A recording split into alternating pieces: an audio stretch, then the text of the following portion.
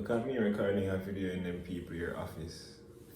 Well done everybody, welcome back to the channel. You know it's a new week, so it's another video. But if you were here last week, you know that I did part 1 to a question answering video series type thing.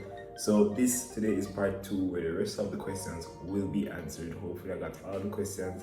I remember writing down every single question, so hopefully I answer all questions. But after I'm going to check over to see if I went through every single question, because I already recorded all of the parts already.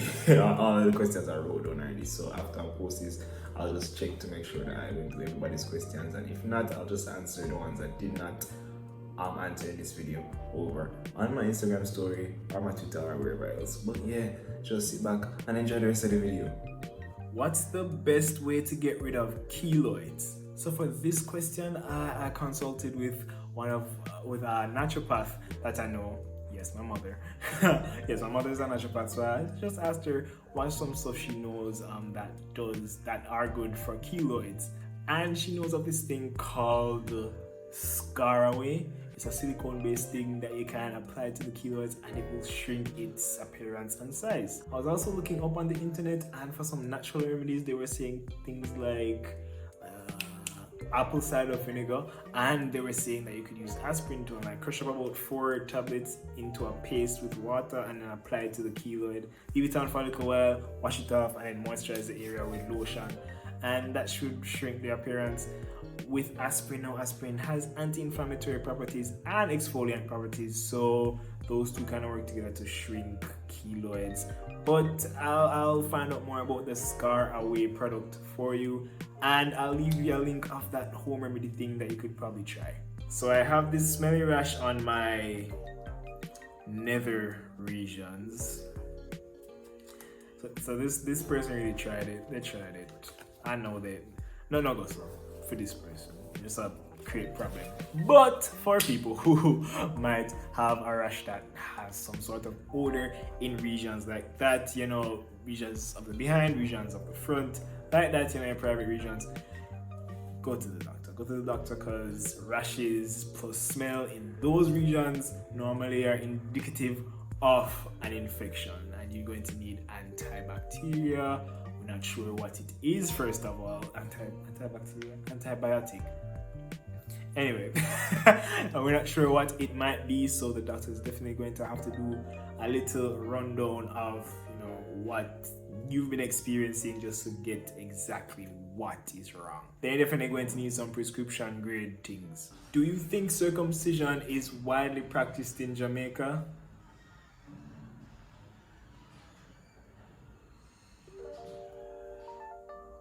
I don't know. I mean, I don't know.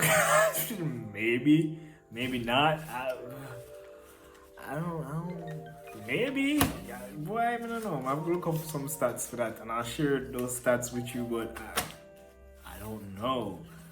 Maybe there's. I mean, I know that it helps to keep the area cleaner for certain people with a condition called phimosis, where the skin can't go back. It's not necessary, but it's best for that to be the procedure in mind, I guess. But I don't know. Sorry to this man, I can't answer that. Could there be something wrong if you take long to forward or ejaculate? Well, yes. Well, not yes in terms of something wrong, but there is a condition where that's called delayed. I think it's delayed ejaculation or something like that. Yeah. So it can be a problem. But for some people, they just take longer to ejaculate than other people. Some people take way short of a time to ejaculate, and they need things to prolong ejaculation. For this, you can go and talk to your doctor about some things that you can come to us for to shorten the time that it takes you to, or I think there's some exercises that you could do. I'll look up some things and then send you links to things that you probably could do to, shorten the time a little bit, but it definitely can be an issue. The reason I'm telling you to go to a doctor is it might be some underlying stuff, so, because you might have some issues with your nerves, some underlying stuff might be there, so it's best to go to the doctor so the doctor can check you up and be like, all right, cool, this is what's happening and this is what you need to get from us pharmacists. How the painkiller know the pain there? This is a good question. I used to actually think of this before I went into pharmacy school. Like, how the pain knows this is the pain there?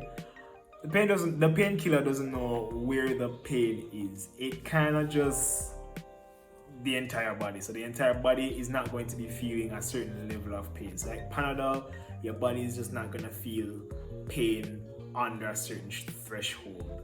So if the pain is like a little something, you might not feel it in like some other areas, so it just not shuts down, let me not say shut down, it just kind of reduces the pain receptor capability, which is why athletes taking painkillers can be so dangerous, because the painkillers they take have a higher threshold. So when they take it now for an injury so they can perform better, if they're injured while running in another place, they might not feel it, and it might be extremely dangerous if they damage that area, not feel it, and continue running, and just damaging that part even more, and they're not feeling it, because all they're thinking about too is the ankle that them twist, but them grind probably slip out from the beginning and they're not really feeling it. So that's where how painkillers really work. You're not feeling anything, not anything.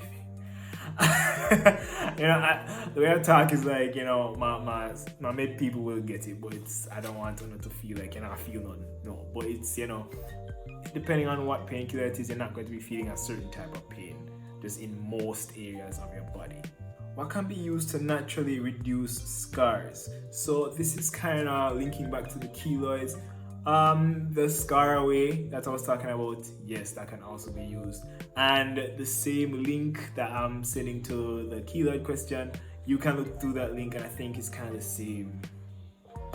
Apart from hair products, are there any foods that promote hair growth? All right, so I've seen this from a like, what was the person? It was someone in the field of like hair growth and so on. Was it it was a dermatologist. Yes, I've seen this from a dermatologist where, so like your hair gummies and stuff, they're not really like hair specific. So it's just a pill of like amino acids and so on that go on to be used to make your hair. But at the same time, it can be used for anything else. So anywhere that needs amino acids, it's just going to, use it there as well. Basically saying that there's not really anything that's going to be specific to hair. What you want to do is just increase your intake of proteins. You want to make sure that you have good fats in your diet. So like your omega-3, so like fish, where, there's also omega-3, like cod liver oil and things like that. Those promote hair growth because it just supplies your body with more of those raw materials. So when the hair, which is a fast growing part of your body like your fingernails, when those are depending on the source, they can just easily pull from somewhere rather than struggling. So it's not about like a specific thing, it's just about having enough of the raw material, which is why whenever they're packaging the stuff, they're saying hair, skin and nails, because those parts are fast growing parts, and they're the ones that will quickly reach to the source of proteins, the source of fats and so on. So just make sure your diet is high in those things to make sure that you have the source. Do you recommend sleeping aids for someone who isn't quite certain they're an insomniac? Now this one is kind of tied to our next question. Any advice on how to improve sleep? Kind of tied. So advice for persons who think they're not sure they're an insomniac, but they might have a hard time sleeping. What we tend to do as pharmacists is whenever we're giving advice, we want to start first from like a natural point, and then we start looking at things you can take, or like supplements and so on. So for sleep, you definitely want to watch what you're eating. So like highly caffeinated foods like coffee and so on. You want to stay away from those. What else? Exercise. You want to make sure that you're not exercising too close to bed, but you want to make sure you're exercising far enough so that by the time you're actually tired, it's around bedtime, so you can say, all right, it's time for me to go to sleep.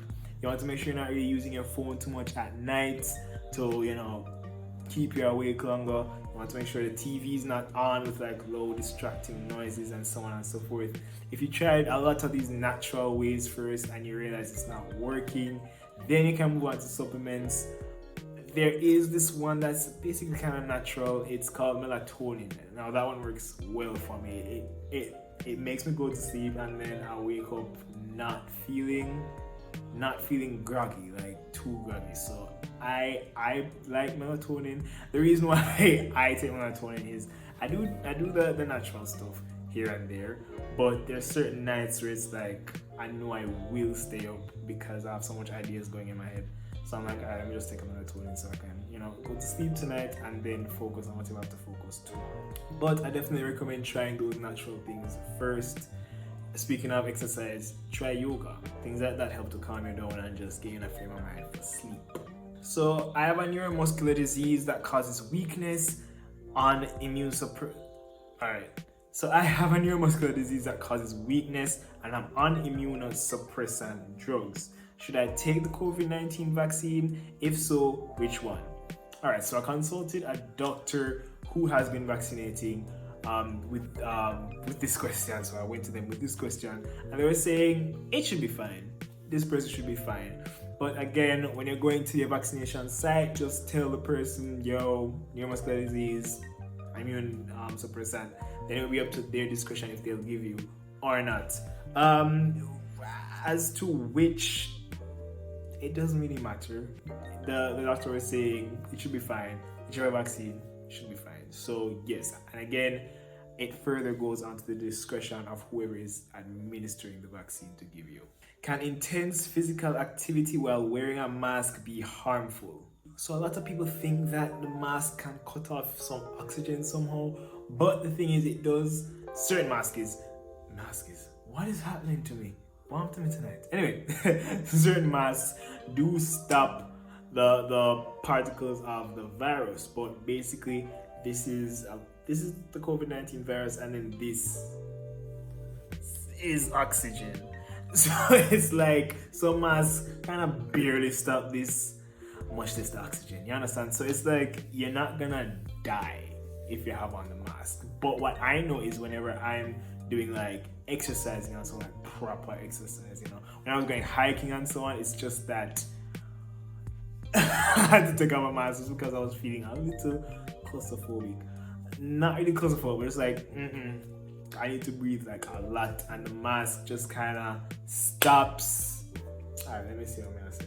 So the mask is going to stop your oxygen, but if you're feeling a bit claustrophobic, it's good to every once in a while just take off the mask for a bit and just like breathing air without like a barrier. So yeah. Natural remedies for backaches and strains. Our last and final question. How long is this thing been? 30 minutes. Y'all gonna sit and watch this. I'm gonna do part 2. I'm not sure, but hey. Natural remedies for backaches and strains. So I consulted with the naturopath again, and she was saying that tuna water is good for backaches and pain. So like if you have tuna bought the place and it's in the can and it's tuna in water, you can drink the water that the tuna comes in.